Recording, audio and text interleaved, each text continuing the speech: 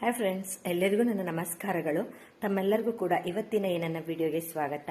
ಯಾರೆಲ್ಲ ನನ್ನ ವಿಡಿಯೋಗಳು ನೋಡಿ ನನಗೆ ಸಪೋರ್ಟ್ ಮಾಡ್ತಿದ್ದೀರಾ ತಮ್ಮೆಲ್ಲರಿಗೂ ಕೂಡ ಧನ್ಯವಾದಗಳನ್ನು ಹೇಳೋದಕ್ಕೆ ಇಷ್ಟಪಡ್ತೀನಿ. ಇನ್ನು ಇವತ್ತಿನ ವಿಡಿಯೋ ಏನು ಗೊತ್ತಾ, ಯುಗಾದಿ ಹಬ್ಬ ಹತ್ತಿರ ಬರ್ತಾ ಇದೆ. ಯುಗಾದಿ ಹಬ್ಬದ ಸಮಯದಲ್ಲಿ ಅಂದರೆ ನೀವು ಮಾರ್ಚ್ 29, 30 ಹಾಗೆ ಏಪ್ರಿಲ್ 1ನೇ ತಾರೀಕು, 2ನೇ ತಾರೀಕು, 3, 4, 5, 6, 7 ಈ ದಿನ ಅಂದರೆ ಮಾರ್ಚ್ 29ರಿಂದ ಏಪ್ರಿಲ್ 7ನೇ ತಾರೀಕಿನವರೆಗೂ ನಾನೀಗ ಹೇಳುವಂಥ ಕೆಲಸಗಳನ್ನು ಮಾಡಬಾರ್ದು. ಅದು ಯಾಕೆ ಕೆಲಸ ಅನ್ಕೊಂತೀರಾ? ಹೇಳ್ತೀನಿ. ಆದರೆ ಅದಕ್ಕಿಂತ ಮೊದಲು ಯಾರೆಲ್ಲ ನನ್ನ ಅಕೌಂಟನ್ನು ಫಾಲೋ ಮಾಡ್ತಿಲ್ಲ, ನನ್ನ ಅಕೌಂಟನ್ನು ಫಾಲೋ ಮಾಡಿ, ನನ್ನ ವಿಡಿಯೋಗಳನ್ನ ಲೈಕ್ ಮಾಡಿ, ಶೇರ್ ಮಾಡಿ ಅಂತ ಕೇಳ್ಕೊತೀನಿ.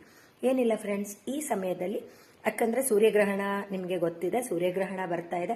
ಗ್ರಹಣ ಇರೋ ಕಾಲ ಆಗಿರೋದ್ರಿಂದ ನಾವು ಇಲ್ಲಿ ಏನನ್ನ ಮಾಡಬಾರ್ದು ಅಂತ ಅಂದರೆ, ಮೊದಲನೇದಾಗಿ ನಮ್ಮ ಉಗುರುಗಳಿರುತ್ತಲ್ಲ, ನೈಲ್ಸ್ನ ಕಟ್ ಮಾಡಬಾರ್ದು.